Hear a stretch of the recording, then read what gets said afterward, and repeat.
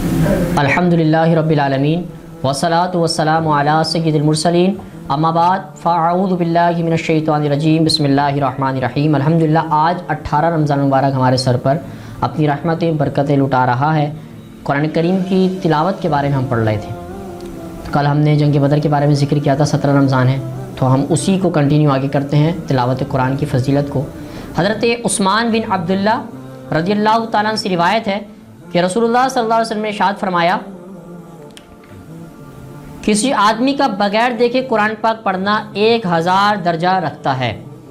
اور جو شخص دیکھ کر قرآن پڑھتا ہے اس کے درجے 2000 تک بڑھ جاتے ہیں۔ قرآن مقدس کی زیارت ثواب ہے، قرآن مقدس کی تلاوت ثواب ہے،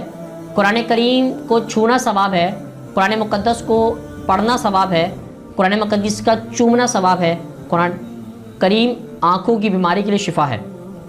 تلاوت قرآن کریم دل کا زنگ کو دور کرنے والا ہے۔ اللہ تعالیٰ نے قرآن مقدس کے ذریعے انسان کو عزت کا تاج عطا فرمایا اور ارشاد فرمایا، اور بے شک ہم نے عزت دی اور اولاد آدم کو۔ اللہ تبارک و تعالیٰ نے ابھی حبیب مکرم صلی اللہ علیہ وسلم پر قرآن پاک نازل فرمایا، جیسا قرآن کریم میں وارد ہوا، الرحمن علم القرآن۔ رحمان جل شانہ نے اپنے محبوب کریم علیہ السلام کو قرآن سکھایا،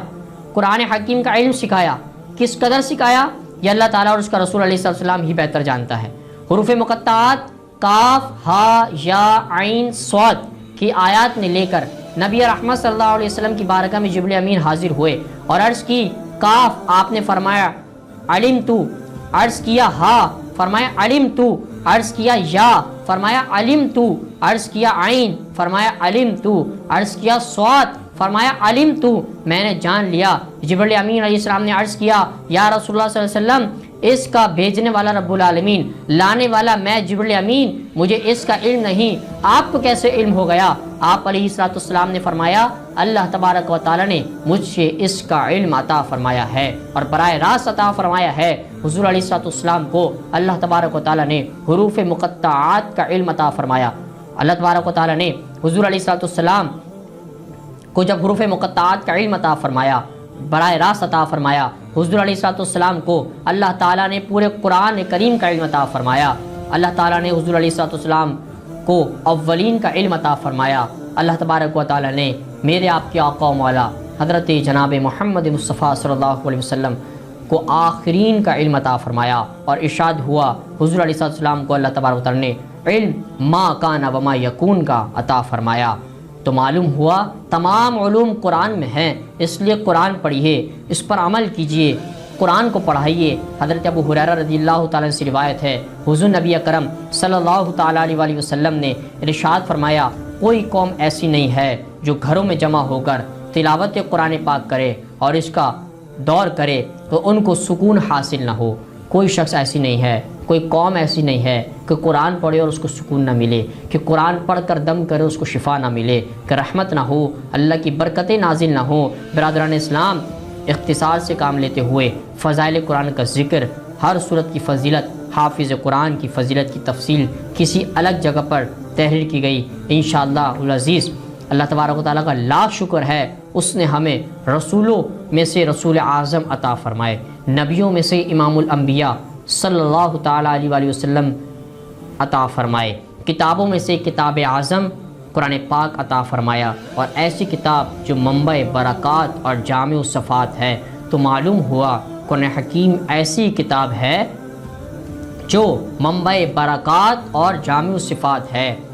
اور جو راہ ہدایت ہے اور رہنما ہے۔ قرآن حکیم بیماروں کے لیے شفا ہے، قرآن حکیم ہر مرض کی بہترین دوا ہے، قرآن حکیم زندگی کا ساتھی ہے، قرآن حکیم حفاظت کا گھر ہے، حفاظت گھر بار ہے۔ قرآن حکیم علم بھی ہے، احکام بھی ہے، قرآن تعلیم سے بھی ہے، تلاوت بھی ہے، قرآن حکیم قبر کا ساتھی بھی ہے، قرآن حکیم حفاظت شیاطین شر بھی ہے، قرآن حکیم قصص بھی ہے تو نور اسلام بھی ہے، قرآن حکیم نور بھی ہے، برہان بھی ہے۔ اس عظیم اور مقدس کتاب کے پڑھنے والا اور عمل کرنے والا، ثواب و درجات پانے والا خوش نصیب وہ شخص ہے جو قرآن کریم پڑھتا ہے، قرآن پڑھاتا ہے، قرآن حکیم میں غور و فکر کرتا ہے، قرآن حکیم کی تفاسیر کا مطالعہ فرماتا ہے، قرآن حکیم کو سمجھتا ہے اور سمجھاتا ہے۔ اس لیے قرآن کریم کا پڑھنا ثواب ہے، بلکہ قرآن کریم کی آیات پر نظر کرنا بھی ثواب ہے۔ اور غور و فکر کرنا بھی ثواب ہے، بلکہ قرآن کریم کی آیات پر نظر کرنا بھی ثواب ہے،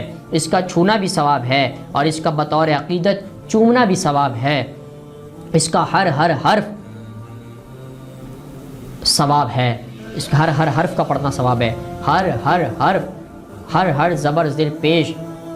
اس کا شفا والا ہے، رحمت والا ہے، برکت والا ہے۔ اللہ تبارک و تعالی ہمیں قرآن کریم کی باقاعدگی سے تلاوت کرنے کی توفیق عطا فرمائے، اس کی فیض و برکات سے ہمیں مستفیض فرمائے۔ آگے انشاءاللہ ہم کل کے درس میں لیلۃ القدر کے بارے میں انشاءاللہ ہم گفتگو شروع کر دیں گے کہ 19 رمضان اور 20 رمضان اور پھر اعتکاف ہوگا، پھر لیلۃ القدر کی شب آئے گی، اعتکاف کے بھی کچھ معاملات کے بارے میں ہم سنیں گے، اور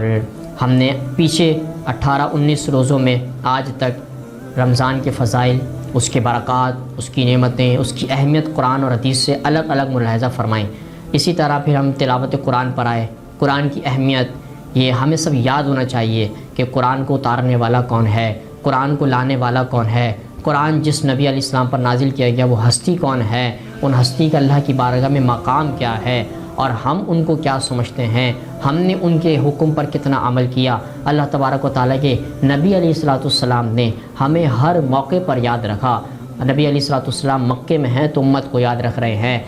زندگی مدینے میں ہے تو امت کو یاد کر رہے ہیں، سفر میں، حضر میں، ہر جگہ پر امت کو یاد رکھیا۔ طائف کے بازاروں میں ہیں، نالین خون سے بھر گئے ہیں، امت کو یاد کر رہے ہیں، قبر میں بھی امت کو یاد کر رہے ہیں، ہر جگہ پر جنگ و جہاد کے موقع پر نبی علیہ السلام امت کو یاد کر رہے ہیں۔ اس طریقے سے ہر جگہ پر اللہ تبارک و تعالیٰ کے نبی علیہ السلام نے امت کو یاد کیا۔ ہم نے نبی علیہ السلام کو کہاں یاد کیا؟ قرآن کریم کی اہمیت کو سمجھیں۔ ہم جب گھر نیا لیتے ہیں تو قرآن کو ہم بس چوم کے اوپر رکھ دیتے ہیں، اور جب موقع آتا ہے تو قرآن خوانی کے لیے باہر مدرسے کے بچوں کو بلا لیتے ہیں اور قرآن خوانی کا اہتمام کرا دیتے ہیں۔ اس میں بھی ہم خود بیٹھ کر نہیں پڑھتے، ہم اپنے انتظامیہ بنے ہوئے ہوتے ہیں اور کاموں میں لگے ہوئے ہوتے ہیں اور قرآن نہیں پڑھتے۔ مہینوں دھول جم چکی ہوتی ہے۔ مجھے بتائیں کہ آپ اللہ تبارک و تعالیٰ کی طرف سے موقع ملا اور آپ کہیں باہر تشریف لے جائیں، باہر ملک کے اندر، اور آپ میسج کریں اور کوئی خط بھیجیں کہ اور 2-4 دن بعد آپ گھر والوں کو کال کر کے پوچھیں کہ جناب علی وہ میں نے ایک خط وہاں سے بھیجا تھا خیریت کا اور سارے معاملات کا، تو آپ لوگوں کو مل گیا ہے۔ آپ کے گھر والے کہیں جی جناب ہمیں تو خط مل گیا ہے، تو کہیں کہ آپ نے اس کو پڑھا، تو آپ کے گھر والے کہیں کہ نہیں پڑھنے کا موقع نہیں ملا، تو بتائیں آپ کے دل پہ کیا گزرے گی،